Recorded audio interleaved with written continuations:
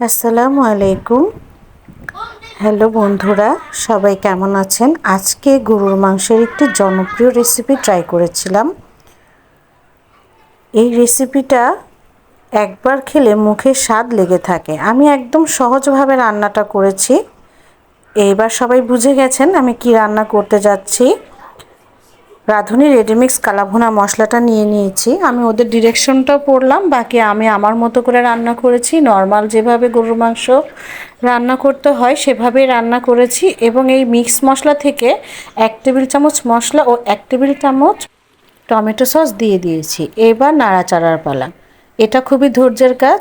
আপনাকে medium high ফ্লেমে ধৈর্য ধরে আস্তে আস্তে নেড়ে নেড়ে এই মশলাটা এমনভাবে কষাতে কষাতে এটার সাথে গায়ে লাগাতে হবে যেন মশলাটা পুড়েও না যায়, আবার সম্পূর্ণ মশলা মাংসের গায়ে লেগে যায়। এবার কালাভুনার সবচেয়ে মেন পার্টটা করব, যেটা হচ্ছে বাগার দেয়া। আমি কতগুলো বড় করে কিউব করে পেঁয়াজ কেটে নিয়েছি এবং তার সাথে রসুন এবং শুকনা মরিচ দিয়েছি। পেঁয়াজ রসুনটা ভাজতে ভাজতে যখন এটি বাদামি কালার চলে আসবে তখন মিক্স মশলায় যে আরেকটি ছোট পাউডার আছে সেখান থেকে 1 টেবিল চামচের একটু কম দিব পাউডার দিয়ে এই যে বাগারটা মাংসের উপর ঢেলে দিব। এবার বাগারের সাথে এই মাংসটা ভালো করে মিশাবো। মিশাতে মিশাতে যখন গা মাখা হয়ে যাবে তখন রাঁধুনি একটু গরম মশলার পাউডার দিয়ে দিব।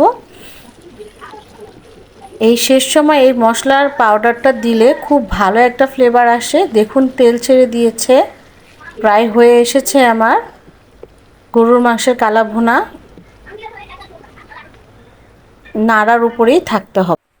এই যে কালা ভুনা কমপ্লিট হয়ে গেছে। এখন একটু ফ্রেশ ধনিয়া পাতা ছিটিয়ে দিলেই ব্যাস তৈরি হয়ে গেল মজাদার কালা ভুনা।